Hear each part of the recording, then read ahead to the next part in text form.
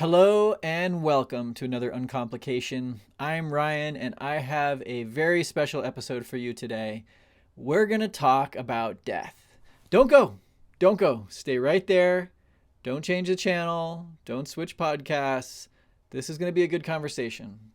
I just finished reading this book, The Lost Art of Dying, and it completely changed not only my view of dying, but it changed the whole way that I look at my life in the context of where I am now, where I'm going, and understanding that our lives are bracketed, that there is an end, and knowing that we can start living well.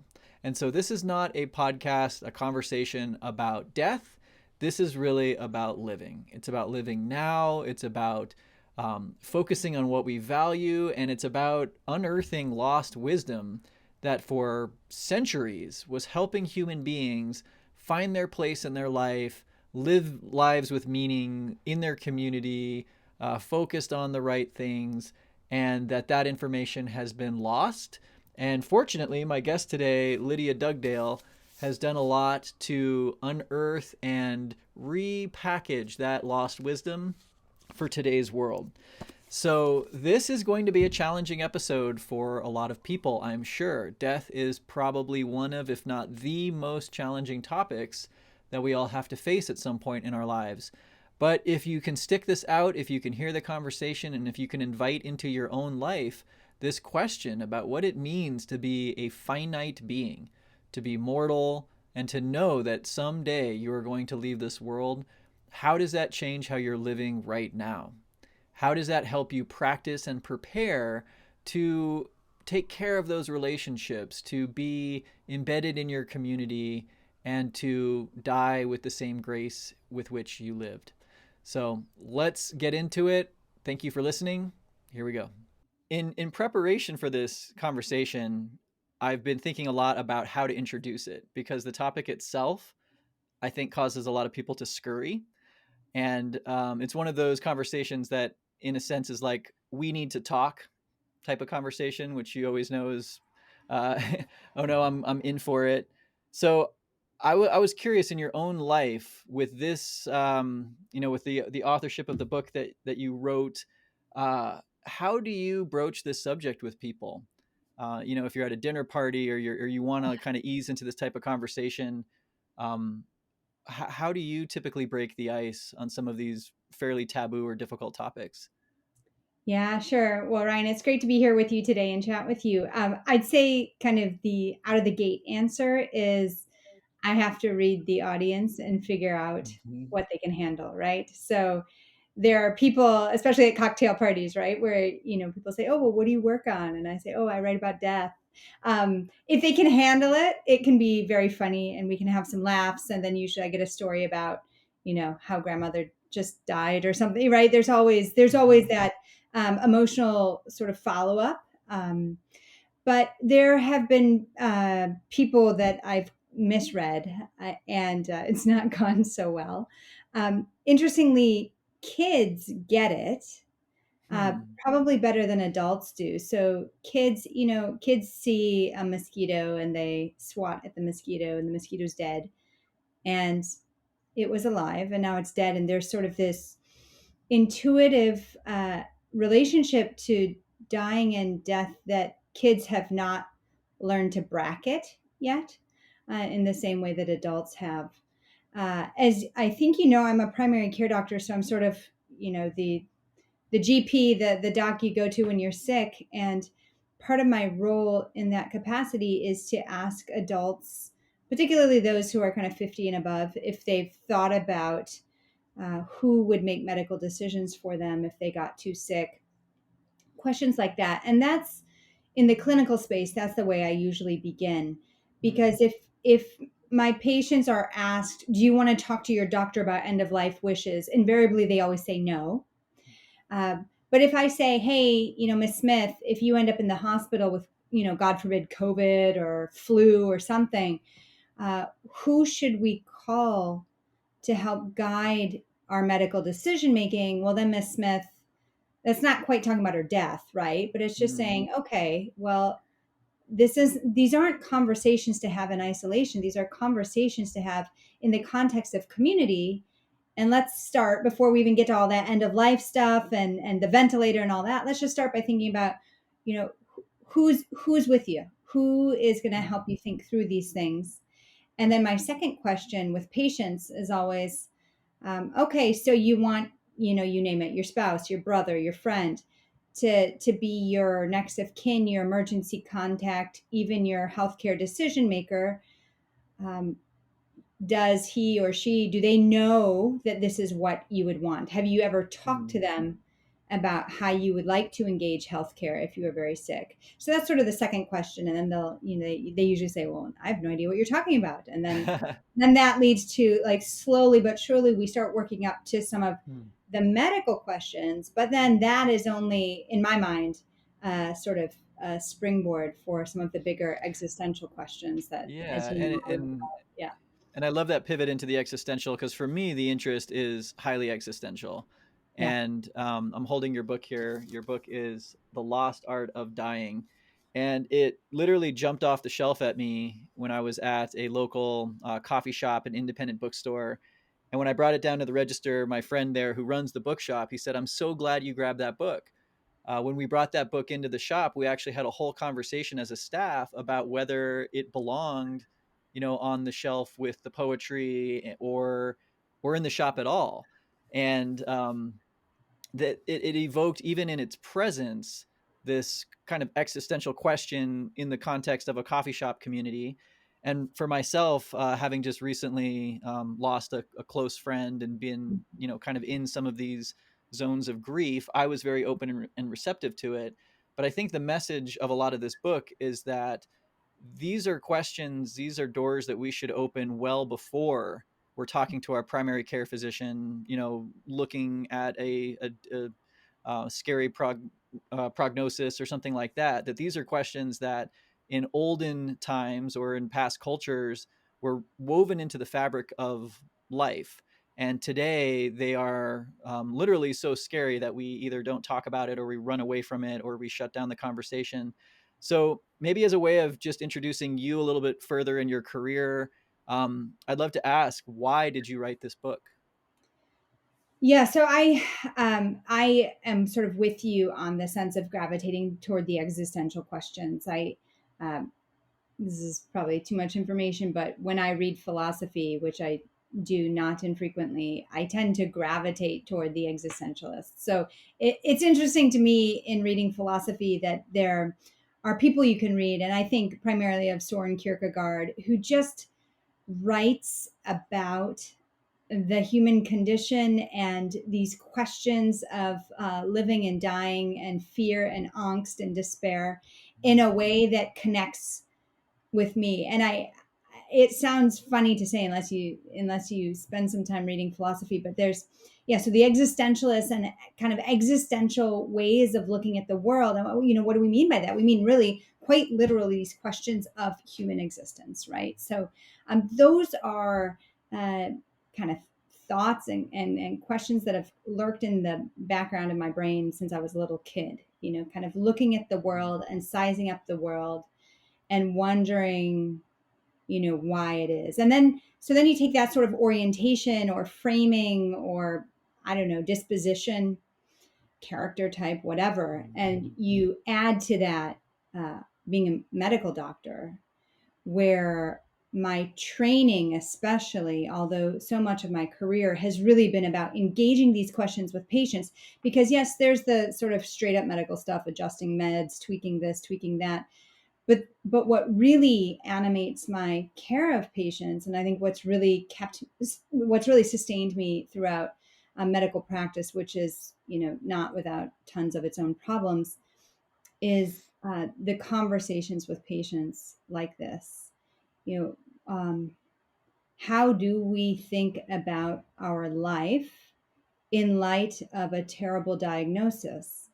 Why is it that it takes a terrible diagnosis to get us to think about our finitude, when, if one thing is certain in this life, it's that mortality is 100%, right? But why is it that we table that thought? But for me as a primary care doctor, it'll be patient after patient. I remember one day kind of, oh goodness, sitting in clinic and having, sort of the brain tumor followed by, the metastatic lung cancer, followed by the woman whose life is just completely in shambles. And, and of course, I don't refer to my patients as the disease processes, but just to sort of paint a picture of how, it's just a punch to the gut when someone you've been taking care of for so many years is now given this horrible diagnosis of a terrible kind of brain tumor, or, you name it. So the very, practical day in and day out of having to care for patients whose lives are affected and disrupted by death, really by death even before they're dead, right? It's this threat of death that shows up, the Grim Reaper in Hieronymus Bosch's paintings, right? Kind of knocking at the door, um, where we're suddenly forced to kind of reevaluate everything. And for me, it's really been a privilege to be the sounding board for so many patients who are coming through the door, having to reevaluate everything, because I'm willing to have those conversations with them, not in a sort of delight in their misfortunes way. I don't ever want anyone to think of it that's what I mean. But it really is a privilege to have people sort of open up about their anxieties, their existential anxieties, and then to be able to enter into conversation with them. It's fantastic work. And then I guess specifically on death, why I started writing about death, so that everything I just said is part of it. But as a trainee, I cared for patients who were literally decaying on life support. Their bodies were literally decomposing on life support. And it's a horrible feeling for docs and nurses to feel required to continue the administration, the application of life support to a person who is still alive but very much decaying on the inside. And those are not infrequent. It's not every patient in the intensive care unit by any means. I'm not suggesting that. But we definitely have many of those patients where the whole team is just so distressed. But especially in New York State, where I practice now, we're constrained by the law to continue so-called heroic measures if that's what the patient or the family request. So just feels bad, you know. Yeah. Um, so in picking up this book and reading it, I mean, the title itself acknowledges that there is a body of wisdom that has been forgotten or replaced by all of the advances of science and medicine, and the fact that we can keep someone alive on life support on one hand seems miraculous, but in another sense is um, kind of preventing us from getting back to some of these lost arts. And Mm. this book is, I think, a rewriting of the Ars Morendi, which in hearing your stories and talking about some of these patients that died highly medicalized, fairly grisly deaths with families that were seeking these heroic countermeasures to battle death. Talk a little bit about what that art of dying is, and why it's been lost. Who were the people that were living and dying artfully, and what happened to that information?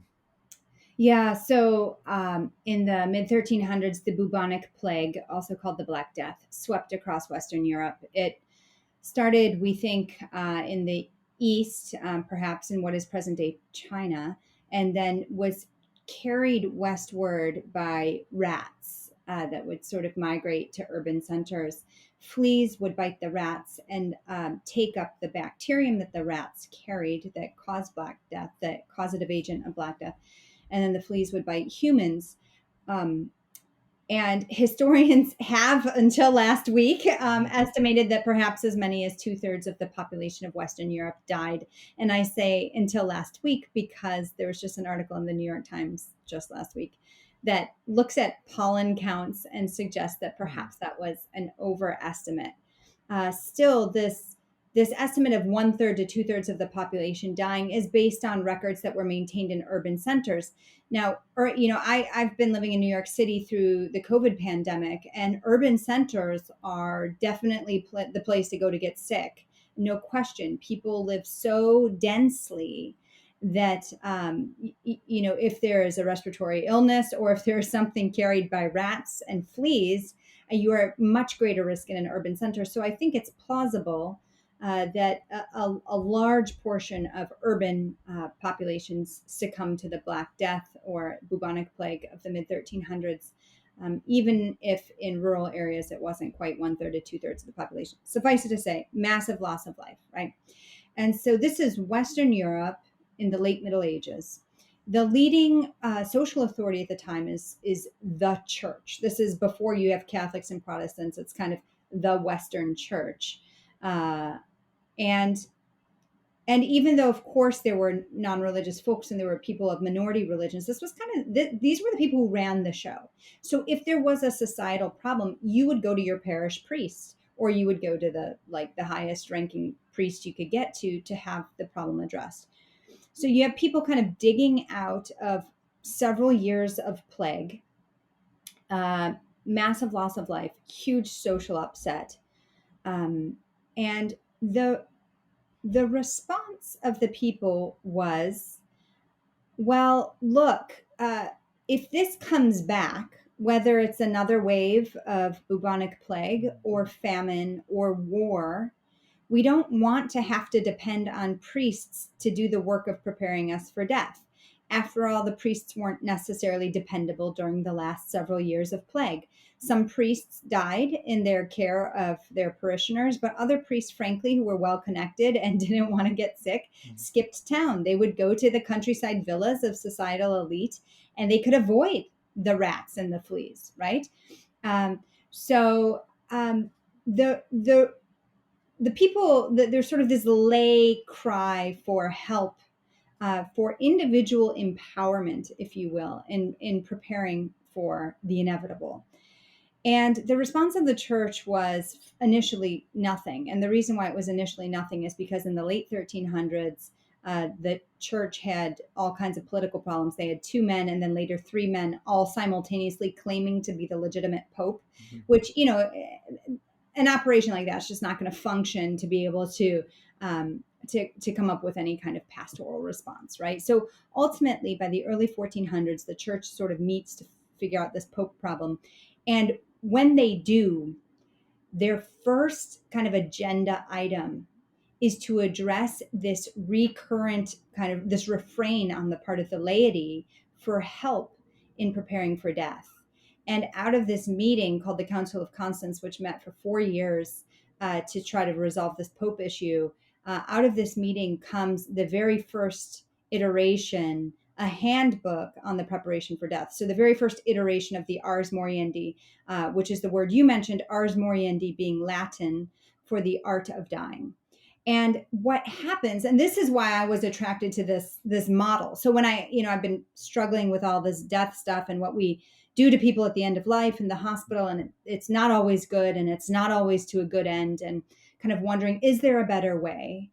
And what I really wanted to know was, is there a way to empower non-medical people such that they don't end up in these situations and they're more informed? And then it's not just, as you said, Ryan, it's not just the medical questions. We're not just interested in the application of a mechanical ventilator or a feeding tube or dialysis. We're also interested in these deeply human questions, like what is my life for? Why am I here? What is this world all about? What happens when we die, right? And those are questions that lots of super smart people have thought about since the beginning of time. And actually, for all of recorded history, we have different cultural, religious, philosophical answers to those questions. And so I thought, wow, here's a model, comes out of the church, doesn't stay in the church, because as soon as you have the Catholic Protestant divide, Protestants in true Protestant fashion, they make their own version. Then you have Jewish versions, you have secular versions, translated to all these different languages, sent all over the Western world. And for more than 500 years, a little bedside handbook on the preparation for death is what most people relied upon kind of make sense of these questions, to anticipate their mortality, and to prepare. Because the thinking kind of undergirding all of this genre of literature is that, look, death is inevitable. We all know that's going to happen. So why don't we prepare? And if we want to die well, that doesn't just happen. There's nothing we do in life that we do well without preparation. Everything requires some amount of preparation. So if we want to die well, then why don't we anticipate that and start to do some work over the course of our lives so that we can die well? And so for, the earliest thinking was, going back to the mid 1300s, early 1400s, really. um, wow, dying poorly is dying, with fits of anger and impatiently and with all your stuff, and in a spirit of greediness, or severe doubt or despair, right? These are all the ways that people would die poorly in the late medieval imagination. Well, so then dying well is sort of the antithesis of that, right? It's cultivating a posture of generosity, of humility, of patience, right? Of hope. Um, so so that was, and then, as I said, there've been lots of different iterations, but that's kind of what the Ars Moriendi is, and was.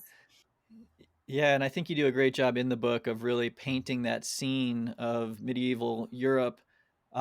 Just the horrific, um, graphic nature of death by bubonic plague is something that I really can't fathom. I mean, from infection to death is about a week, and it involves, the body basically just transforming into, a hideous, monstrosity. And so I think putting myself in that place and time and trying to imagine what that's or what that's like to be so surrounded by loved ones, old, young, like just everybody succumbing to this grisly fate. It makes sense that the response afterwards was probably one of desensitization. And if there were traditions or things in place, a lot of those were probably lost just because of the sheer volume of the suffering. And then afterwards, it seems like this was really a response to bring that civility back to the culture, to bring those rituals and rites back to the culture. And so, in a way, I kind of see that as a prefiguring of our own world, where it's not a grisly plague that has caused so many people to die poorly. It's actually in some cases, the medical mindset itself that we Mm. now have since the 1920s. You talk about in this book how, with progress and the ability to stave off infection and to keep people alive on life support, we entered a new phase of, hey, we don't need these rights, we don't need community, we don't need a lot of what the Ars Morendi prescribed. We can pass this over to the medical establishment. They're going to cure all of our sicknesses. And you talk a lot in this book about that savior syndrome, or the I forget the exact term that you use, but people come to the doctor just, save me, doc, I'm dying. And Mm-hmm. so it's interesting that rediscovering some of this information, for me personally, after having lost a friend, and other people in my life, pets and grandparents, we're faced with death, but we're never really invited into that deeper meditation on it.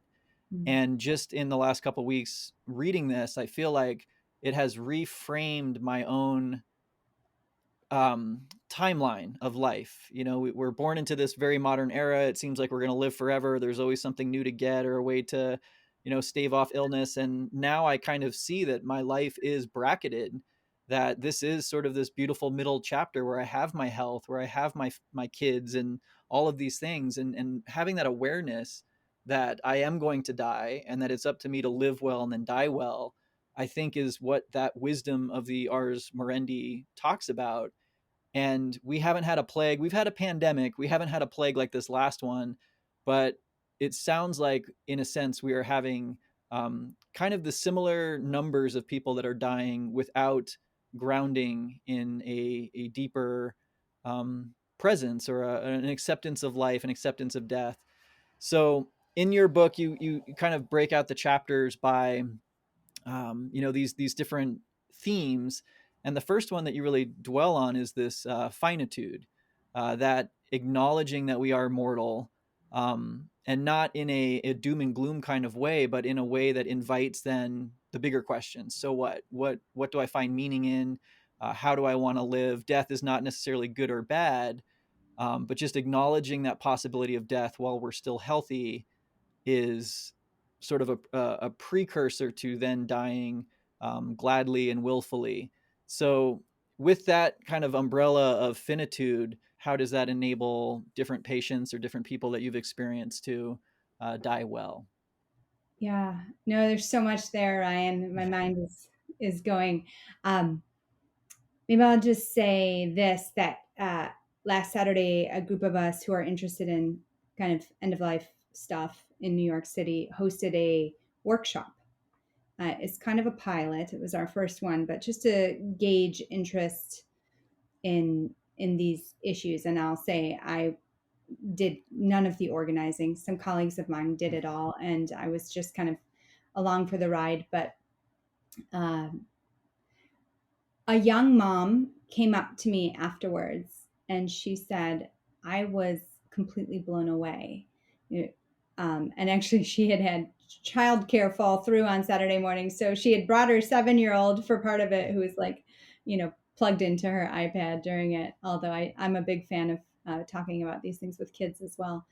But she said, I was completely blown away. I have never, up to this point in my life, paused to think about my finitude, to think about the fact that my years are finite. I mean, I know it abstractly, right? We know it abstractly. And she said, this has changed my life because suddenly it is making me think about what I value and what I want to do and my relationships. It's making me reassess everything. And it was a 2-hour workshop on a Saturday morning. And that was really interesting to me, in part because I've been in this space for so many years that, um, I'm happy to have these conversations with everyone. But yeah, there's a lot of sort of young, healthy, pre-middle age folks running around out there that are busy by like soccer practice and everything else who really haven't paused to think about this. So I will say one thing, and maybe not a corrective to what you said, but maybe an amending. My argument is not, and I think it's wrong to say that we need to die willfully and gladly, as the some of the earlier Ars Moriendi texts suggested. I think it's perfectly natural to fear that which we have never experienced, right?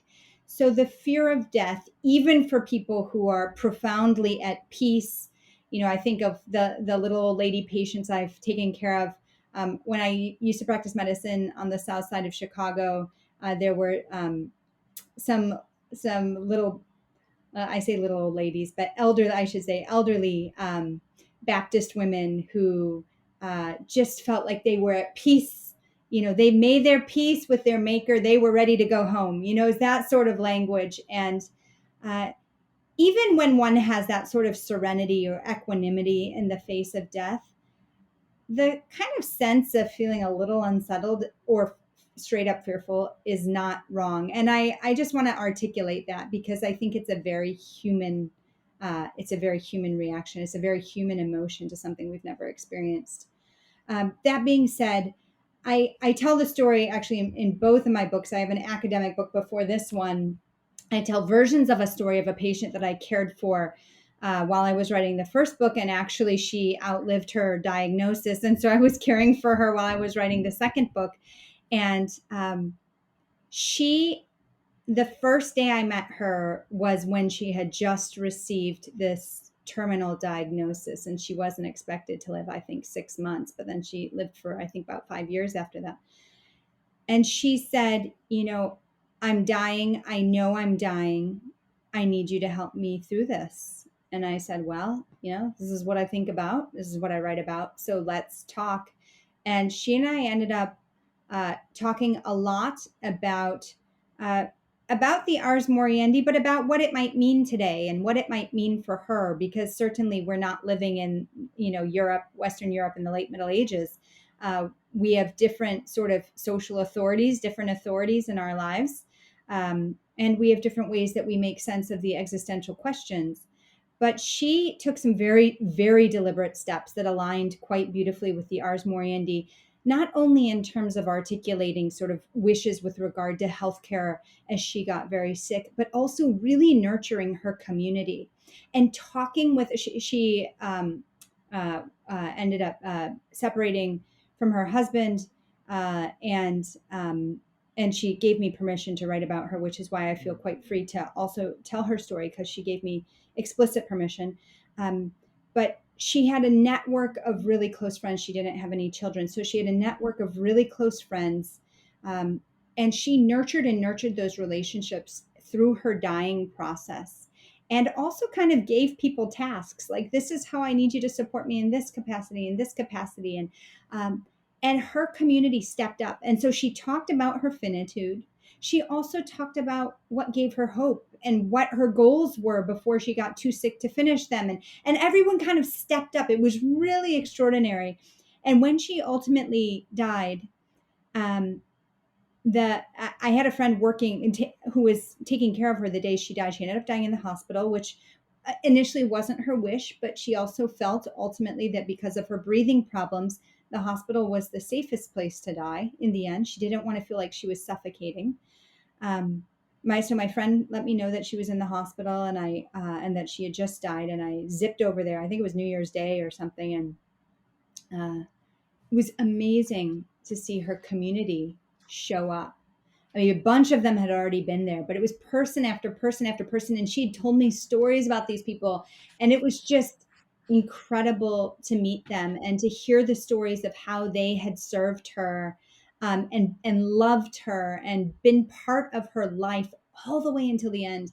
And I think that's what we aspire to, because Ryan, as you know, I contrast stories like that with the stories of people, especially in large urban centers where anonymity is kind of the thing, uh, who die alone. And the only way their bodies are discovered, whether in New York City or in Tokyo, Japan, is because of the stench of the decaying flesh and neighbors noticing that they are no longer kind of going in or coming out. And so we do want to mitigate that. I'm sort of, as you speak, thinking about why this has been such a fruitful area for me to put my focus lately. And I think that's the intent, right? By just like the woman in the seminar that you had, saying, I haven't taken the time to actually pause and reflect and see what this means. And I think most of what I've been doing and talking to people about lately are along these topics of values. And what do I value individually? What do we value as a culture? And in today's world, I think it's increasingly hard um, to have a feeling that we are all part of one bigger story together. I think today it's as hard as ever to answer those questions of what do I value, what does my life mean, and what am I ultimately in pursuit of, if anything. And taking the time to think about life as preparation for death is a very it flips the whole thing on its head. No longer am I living in this moment pursuing specific objectives that are going to make me, momentarily happy or wealthy or anything like that. I'm really having to ask the question: when it's all said and done, what will my life have meant? And Mm, I think about my friend who passed away recently, and he was a young person. I mean, he was 38 years old. He had had two bouts with cancer, but he had beat it both times. We were out at a party, 2 days before he just passed away in his sleep. And so for a community of young people, not even terminally ill patients or people who are expecting these, um, terminal uh, kind of slow declines. I mean, just recognizing that, just like my friend, my life could literally end at any given day, any given moment. And that, dealing with his passing, and then kind of coming into some of these um, wisdoms, I guess, the Ars Morendi prescribes these antidotes to the temptations when we're dying. You mentioned some of them, things like impatience and greed, and there's a lot of things that just when we're faced with our end, we have the temptation into these not so pleasant ways of behavior. And it just seems like this is, like you say, it truly is a meditation on living today, right now, out of this center that recognizes that this is all finite. And because of that, this is all the more beautiful because it's not leading towards something that I'm going to get more and more and more. This is really it. And it's easy, I think, to take this topic and to medicalize it or even philosophize it. But as an actual person who is living, breathing, and experiencing life, I'm just going to kind of turn the question on you. I'm curious, where in your life have you had these deeper struggles? I mean, someone who writes a book like this, I think, clearly is also in that same process of figuring out, who you are, how your life matters, and these teachings, you dug them up, you presented them to the world. How are you also living them? Yeah, it's waiting to see what the punchline was. Wow, you turned it on me. Um, Mm. well, yeah. So I guess first I just want to say you've mentioned your friend a couple of times, and I'm really sorry to hear about him because 38 is young, and that's hard. That's really hard. Yeah. So again, you packed so much into this question. Um,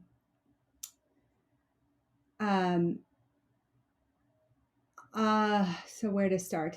I will say that uh, even if the project maybe was initially motivated by feeling like I was sort of even complicit in the suffering of people as they were dying because I was required to continue providing intensive care. The, the deeper questions are both preceded and sort of come after, you know, those experiences. Um, I I too am struck by the thought of, you know, who will be at my deathbed and what am I doing about those relationships now. That's something I think about. Just like my patient Diana. Sometimes I joke with my kids when they're particularly poorly behaved that they need to shape up and prepare themselves to change my diapers when I'm old. Um, but right, this is part of it. This is part of it. But also this idea of, we talk a lot in the U.S. about estate planning. We don't, and maybe we talk about legacy to the extent of some project or some accomplishment that we'll leave behind. But we don't really talk about the kinds of characters that we've developed as a legacy. So in the very last chapter, as I was writing the very last chapter, my grandmother died, and she was just shy of her 98th birthday. And this incredible woman of grace is probably the best way to describe her. She was beautiful inside and outside, and deeply faithful and full of love and grace. And in the last couple of years, her memory had really started to go, and I would visit her, but she never was quite sure who I was. But she was always very polite and gracious. And what was so powerful to me about her death was not not that I wasn't there, not that she hadn't suffered, although I was glad that she hadn't suffered. Um, but what was so powerful to me was this thought that this woman of so much beauty and grace is gone from the planet. And that, like, we are the worse for that. We are the worse because she is gone. And I think maybe you feel that way with the loss of your friend. there's something about death that even when there's a relief of suffering, there's something about death that tears a fabric in the whole of our lives. But to think of the kind of character that my grandmother exemplified and the way she lived her life, um, you know, so many things, right? Being a woman in the era that she was a woman, not being educated, sort of being married for a zillion years to a overbearing husband, right? And her quiet acts of resistance and her steadfast love and commitment to her family. I mean, you can't make that stuff up, right? It's incredible. But am I becoming that kind of a person, right? So when we think about our legacies of character, of faith, my grandmother, um, she prayed for every single one of her grandkids every day, whether they believed or not. She was going to do that, right? She was going to, um, get down on her knees and talk to God and intercede on behalf of every single person in her family. And it was just these quiet acts of resistance. But are we cultivating the kind of character? Are we living into the fullness of the kind of people that we aspire to be remembered as, And I think so that's where death is really about life, right? That's where dying is really about living. So I think about things like that, especially when I'm, frustrated by my children and it's less than peaceful in the apartment here in New York. Um, how am I cultivating the kind of character where my children can say what I just said about my grandmother one day? And then what kinds of practices and beliefs am I passing on? So I was raised in the Judeo-Christian tradition and am comfortable in that space. I recognize that our world is very diverse and that doesn't make sense to everyone. But I think, you know, talking to my kids and framing existential questions with regard to God and God's awareness and care for those who suffer is helpful, and that's language that we have, in my culture, so to speak. So I certainly bring that to the table. I'll say that I was working on the front lines of the COVID pandemic. Well, all the way through. I just was working before Christmas in December, taking care of Omicron patients, but the first wave was really, really crazy here, and there were people who were staying in hotels, doctors who were staying in hotels, and nurses staying in hotels because they didn't want to take COVID home. There's the whole range, and we talked about it as a family, recognizing we don't really understand this virus. We don't know how lethal it is. We don't know if I'm particularly susceptible. On paper, I should be okay, but who knows, right? There's no vaccine. And we talked regularly as a family about the very real possibility that one of us will die of COVID. We had to talk about it.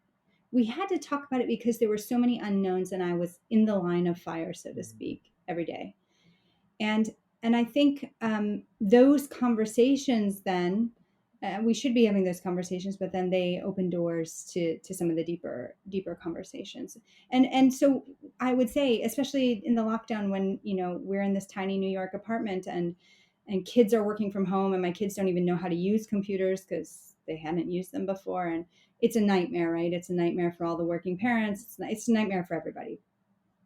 And there was a lot of my daughters screaming at each other, and my husband and I would say, look, guys, we don't know if we're going to get through the other side of this pandemic and all four of us be alive. So we need to practice treasuring one another now. We need to practice that. We need to practice kindness to one another. And so it was like every day we were having these conversations because tensions were high and the reality was such that we needed to have these conversations. Now we're kind of out of the thick of it. Omicron's on the wane. We have the conversations less frequently, but it's been so drilled into my kids' heads that that they're ready. But this is we need to be talking about these things for sure. Yeah. A lot there to pull on as well. And your story in the beginning there of your grandma passing recently, and it is amazing to just see these people that are so special and beautiful. And yeah, I think that is part of the reason why my friend's death was so affecting. He was no one could argue that he wasn't just a wonderful person who was out there bringing joy to the world. Mhm. When he died, his he had a procession here in Old Town Fort Collins that there were so many people it was like stopping traffic on like three or four streets at once because so many people came out just to celebrate him. And when I reflect on what about his character made him that worthy of the love of people, I think it was because he lived with that same kind of care and concern for others. And I think that he lived well and unapologetically so, as long as I've known him. And so even though he passed away quite unspectacularly, in a way it was kind of perfect. There was no suffering involved. It was right after everyone had seen him at his peak. And yeah, I think that in the stages of grief and things that we went through, a lot of it was just that disbelief that the world had this amazing person in it, and now we were all here to continue on, but the world was missing that. um, so in a way, it just shows me how deeply important all of us are, even if it's just to one other person, or even if it's just to the pets that we take care of, or the people that we interact with. It really drives home the point that we are woven into a community, Mhm. and that a lot of what I think people spend their time concerned about, individual elevation of status, or acquiring of material things, in the face of death, none of that really matters. Mhm. And it's not even that the goal is then to be remembered and have a big procession, but uh, those little threads, I think, add up to this bigger human story that we're telling. And it's my belief that if more of us were to take the time to ask these questions and to realign some of our values now, the overall health of society would be improved, because we would have more people that were living well, dying well, appreciating each other, focusing on community. So it's not lost on me that having a global pandemic is really an opportune time for us all to pause and say, wow, we were really close there. It wasn't quite the bubonic plague, but it sure could have been. And knowing how quickly something like that can happen. I mean, we all remember, in March of 2020, how quickly the world just changed. And I think that, that's a global scale, um, medical determination, but that could be in the cards for any of us at any time in our own kind of little microcosm. So, yeah, I'm just kind of pontificating here, but reading a book like this that actually was challenging. Like, it was very challenging to read some parts of this. I had to shed a lot of layers. I had to confront my own squeamishness, just with recognizing my own body as a body, and that it can fall victim to these different illnesses. And actually, that's an interesting line of conversation. So you mentioned sort of the spiritual component of this, and you mentioned in this book that for a long time that service to the community was kind of officiated by the priesthood, or people would go to these places of care or worship. And you mentioned in this book, seeing, and I have the name written down, I'm probably going to forget it. Oh, it's the Eisenheim altarpiece. Mm. And so you Mm. actually talk about, even in our legacy of art, there are different people who have tried to render both the, just the horror of the loss of body, the loss of, your mental faculties, just like the real grisly. And I think of Tibetan Buddhist paintings too. There's a lot of, deities like Kali that really represent this, just the awful of the awful of the awful. Yet Mhm. in that, there's this recognition that we are, we are attended, we are cared for by our community. And actually, that's an interesting line of conversation. Do you see hopeful signs that we are maybe embracing or ready to embrace some of these questions again? Yeah, great question. I'll just say quickly, I do, yeah, I frame this sort of chapter on the meditation of the decay of the human body around this masterpiece of art. And uh, I do that in part because I was told to go see this painting, this masterpiece, because it was dedicated to victims of the bubonic plague. And if I'm writing a book on riffing off of the bubonic plague, I should see this masterpiece. So I went. But what I was really taken by was this kind of disgusting creature in the corner of one of the paintings who really was death and decay personified. And that got me thinking about even even the way I think about my own aging, right? Um, I was a runner when I was younger. Now I have bad knees, or you go to the dentist, or need to get those readers, right? These little things, even as a 45-year-old in good health, these little things that sort of remind me that actually the end is coming, right? And why is it that I still haven't bought readers when I should probably buy them so I don't do this all the time? Or why is it that we are so uncomfortable acknowledging that our bodies themselves are decaying? And I've seen this, like, this comes into relief in the clinic all the time, especially for the the 60-year-old executive who has always been in top-notch health, and suddenly I tell him, actually your EKG is concerning, or actually your blood pressure is through the roof and now you need to be on meds for the rest of your life. And this kind of inability to fathom our own weakness, our own vulnerability, our own dependency on others. And so that's why I wrote that chapter. Yeah, it's a little in your face, I guess, but I try to do it gently. So this question, though, of, well, okay, COVID pandemic and the effect on the way we think about our finitude.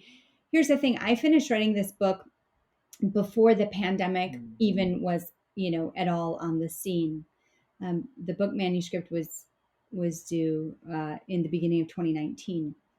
And then a full year later, I think that's right, or maybe at the beginning of 2020. Anyway, a long time later, it's published. And I riff off the bubonic plague to describe how we need to be thinking about our finitude, not thinking this book is going to be released in the midst of a global pandemic, the likes of which we haven't seen in 100 years, right? I have probably given more than 100 talks at this point since the book was published, the vast majority on Zoom. And I have been amazed that baby boomers have done what I was hoping people would do. And that is, they read the book and they're like, yeah, I've got some work to do. I'm aging. I'm high risk for getting sick with COVID. Like, I'm retiring soonish anyway. I've got, the financial stuff to think about, the healthcare stuff to think about, the family stuff to think about. I've had baby boomers read the book and go reconcile with their adult children from whom they were estranged. I've had them get their wills in order. I mean, they all do this after reading the book, but then they tell me about it. I've had some, I get random mail and email and snail mail to my office from people who are reflecting on different things. They're almost always older. When I speak to groups that have, let's just say 50 and younger in them, there still is a lot of reluctance to go there. I mean, one of the things, Ryan, when you contacted me and I watched some of your videos, I thought, wow, here's a guy he's wired to think about this stuff. And what I've realized is, and that's why I kind of started out saying, I guess I'm an existentialist, because I've realized in talking to thousands of people at this point about my work, that there are some people who are just wired to be able to sit with these issues, to even, like, the door gets open and they want to go further and deeper. And then there are people who are so wired for arbitrary descriptions of success and a sense of kind of, yeah, I guess success at all costs. And that translates into not thinking about death.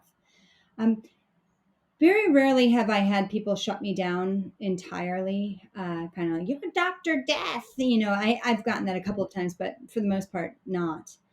People are able to kind of warm up to consideration of death. Most people, I think. But there are some people who are just naturally, more inclined to go there than others.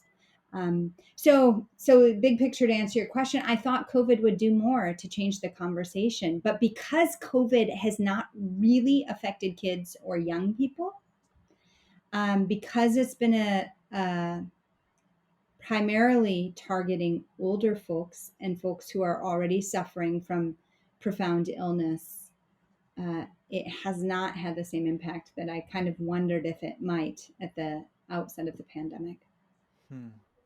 It's it's interesting. You mentioned at one point that in the original booklet with the illustrations, they had, I think it's five different temptations, and fear was not one of them. And you have a whole chapter on fear, and that was one of the ones that was one of the more difficult ones for me, because it is having to stare down what is that going to feel like when you're actually faced with that finitude.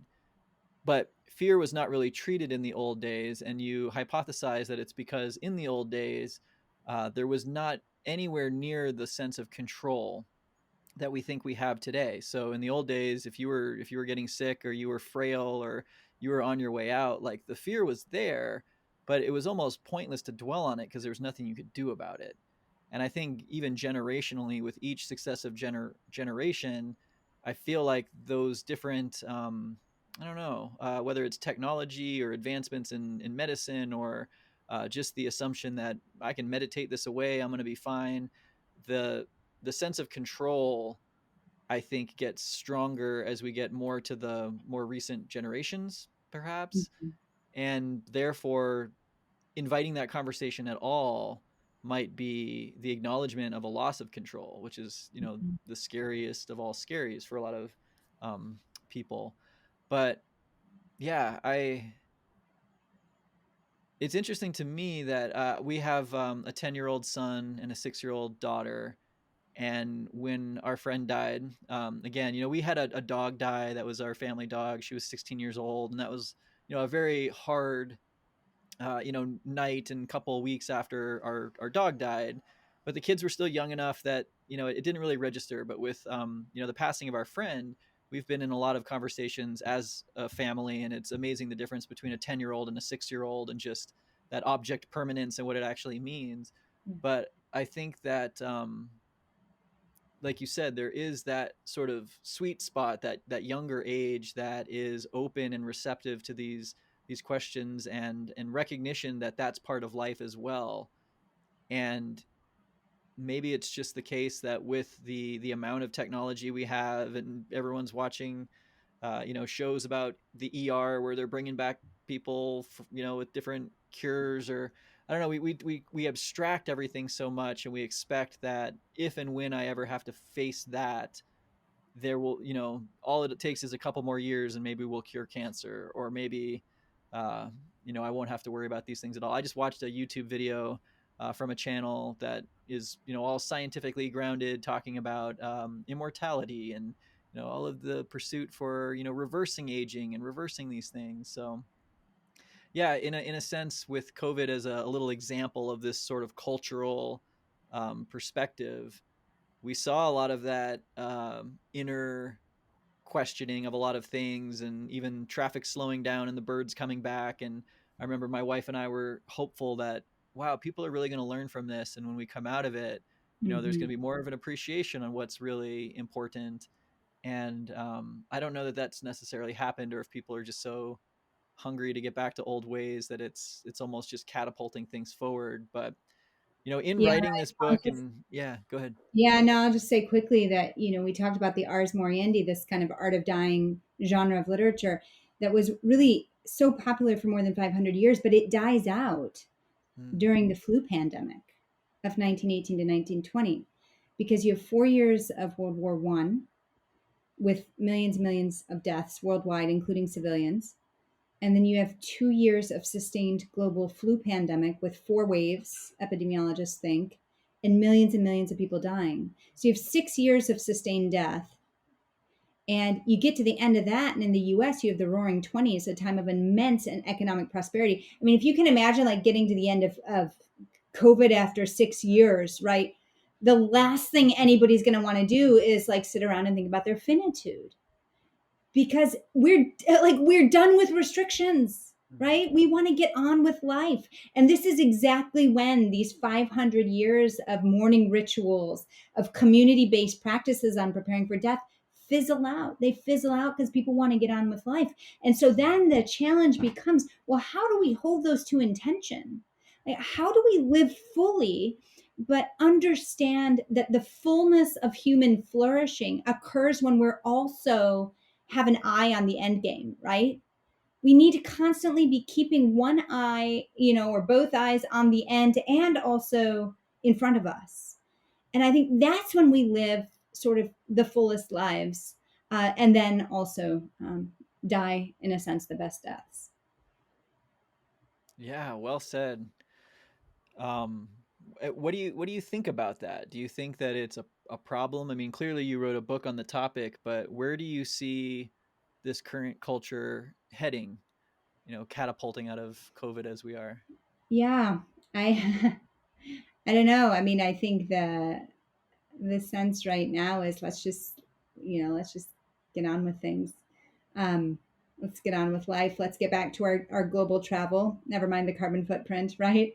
Um, let's get back to our in-person conferences and workshops. Never mind the fact that they cost hundreds of thousands of dollars. Let's get back to all of our vacationing, our cruise ships, right? I mean, there's this real sense of having to get back. And um, yeah, the pause is over. It was a pause. I mean, maybe it'll be a reset. Some have called for that. I hope so.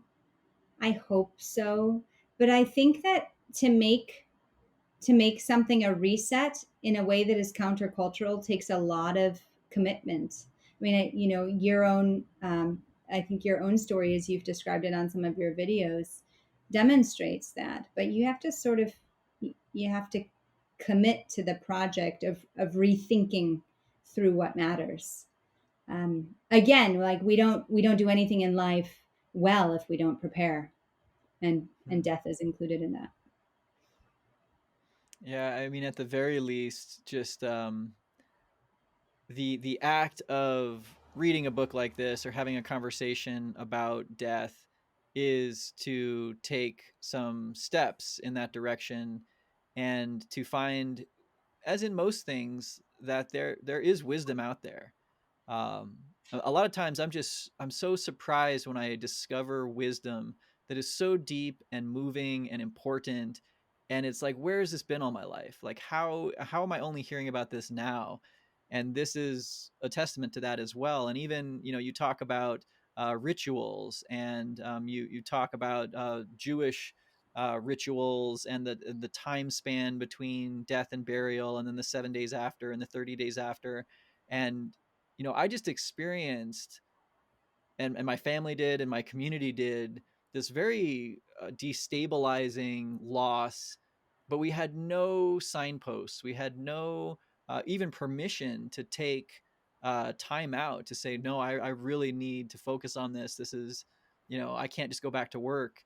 We have to kick and fight to even get a little bit of breathing room to do some of this work.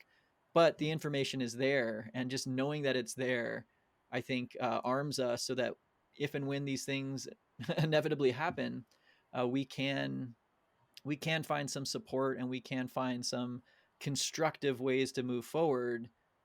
Uh, yeah, and so if anything, it's not that anyone is, like you said earlier, it's not a mandate that we have to die with grace or well, or any which way. It's really an opportunity, and That's it's right. one that has been known about for as long as there have been people, and each one of us, can take it or leave it.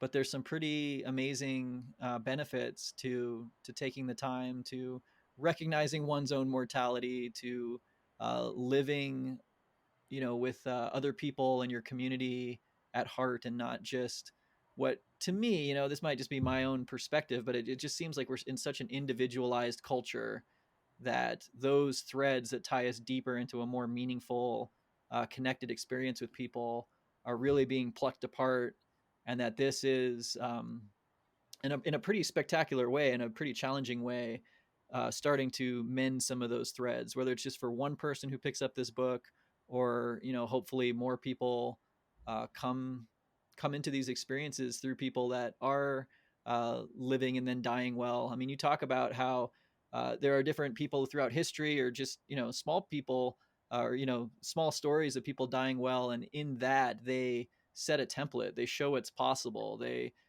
allow everyone in attendance to kind of rehearse their own eventual demise. And so information and just experience like this feels powerful. It feels timely and important, because my interest is in living to the fullest, and enjoying this life, and not to be depressed about it or upset, but to recognize the gift that it is. I do have one more question for you, and this came up as I was seeing your email response and noticing that your initials are LSD. And I'm curious if the conversation has come up often, or if you've, written chapters about it that maybe never made it to the book. But it is one of my experiences in life that I regard as a kind of practice for death, which was with psychedelic experiences. And we're seeing a whole branch of psychotherapy and end of life, care with substances like psilocybin, MDMA, things like that. Do you see that fitting into this overall puzzle in any ways that you've thought about? Yeah, it's interesting. So I have zero personal experience. My parents were hippies, so you can take that up with them. But I have zero personal experience. I mean, or professional. And I actually, that's what I was intending when I said that. Um, I do know, though, that many people are starting to work through their existential anxiety with psychedelics. Um,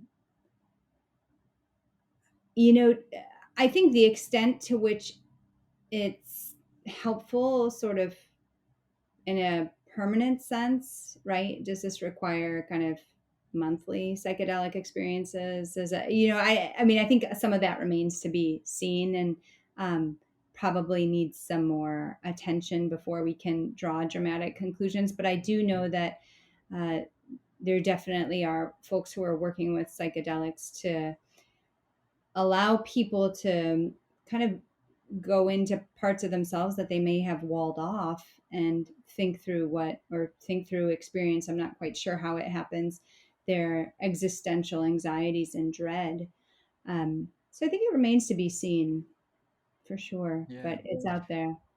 Yeah, just, I mean, personally, I think, and until I read this book, this really challenged me to say, what am I basing this on? But I have thought for a while that I was prepared to die at any moment, because I had experiences where um, it it felt like a practice, like, even to engage in one of these experiences is to say, what, I'm surrendering control. I'm surrendering my, usual kind of image of self, or whatever it is for you personally. Mhm. um, it it to me is also one of these interesting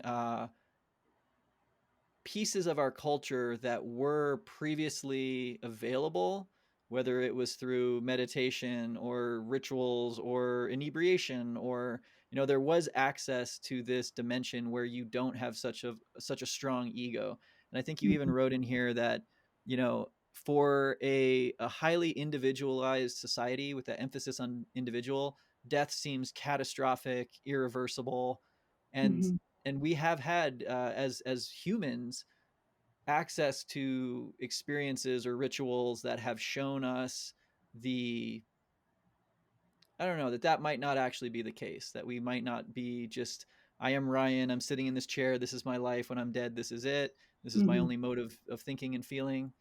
And so it does excite me, just as a person interested in these topics, to read a book like this, and then in another conversation talk to some friends of mine that are doing MDMA assisted therapy with Mhm. individuals in a professional setting. So it I had someone comment in a previous video that was saying with the what feels like a destabilizing of our global culture right now, we've lost in a sense these directions that we're all moving, but we're having a lot more individual awakenings, individual experiences, individual um, I don't know, moments of meditation that's outside of a mainstream. And I guess I can only hope that work like yours and conversations like these are having an effect of leading more people to, even if it's for a moment on their deathbed or hopefully years before that, so then they can really live, deeply, fully with appreciation. But just having those moments of awakening, big and small. And I think you've been witness to some of those in your own work. And the style with which you write is clear that this is coming from a place of compassion and experience and hope. So yeah, just personally, as you look at the days and weeks and months ahead, where is your own gravity taking you? Where do you see hopefulness or places that you are applying your compassion and brilliance? Well, there's so much work to do, right? Whether it's my patients or my students or my kids, right? Or my community. Um, it really is the relationships, though. I mean, when I think about where the value is, like what I value and what's also the most rewarding, to put it in really crass terms, what gives me the best reward on my time investment, it is absolutely the relationships, right? um, Investing, teaching students, watching them grow and discover, right? Caring well for patients, watching them get better or struggle through these existential questions of why they are suffering and what this means. And certainly, as you know, Ryan, kids, family, communities, so much richness there, right? So I think here in the where it's whatever 16 degrees today, I'm just looking forward to warm weather and flower blossoms and getting outside and really trying to live life with those I love and you know put the energy there. So Yeah, yeah. beautifully said. It's a lot warmer here, but that spring around the corner, February is always such a hard month. But I love that you kind of wrapped it back into that question. It's how you ended your book as well, but just that question of what matters in the end and what gives your life meaning. And regardless of whether it's in the face of death or not, that question in and of itself, I think, is such an important one to to ask and to take time to focus on, because as you said, when you're faced with when you're faced with death, it puts an urgency on things. Mhm. And if family is important, then being close to family is being very important. And if we're living with just sort of this, oh, I'm going to die eventually, but I'll get to those things later, family might be really important, but you might not be taking the steps to repair estranged relationships, or prioritize your time with your children over making an extra buck at work or whatever. And Mhm. so yeah, I think that was one of the things that I was really left with, is that for most of us, family and a sense of purpose and um, yeah, community, relationships, and for a lot of people, spirituality, those things are really what's important. And if anything, death is just that reminder that there is a timeline, and that this, if today is a good day, that is a miracle, and that is a gift to be enjoyed. And it's kind of foolish, I think, to put these questions off until we are really under the gun, so to speak, to figure it out. So I just want to thank you for taking your time today to speak with me and for writing this beautiful book that clearly has had an effect. And I hope that those listening got something out of it as well. And we'll check out, the book is The Lost Art of Dying. And Lydia Dugdale, thank you very much for taking your time. Pleasure to talk with you, Ryan. Thanks so much.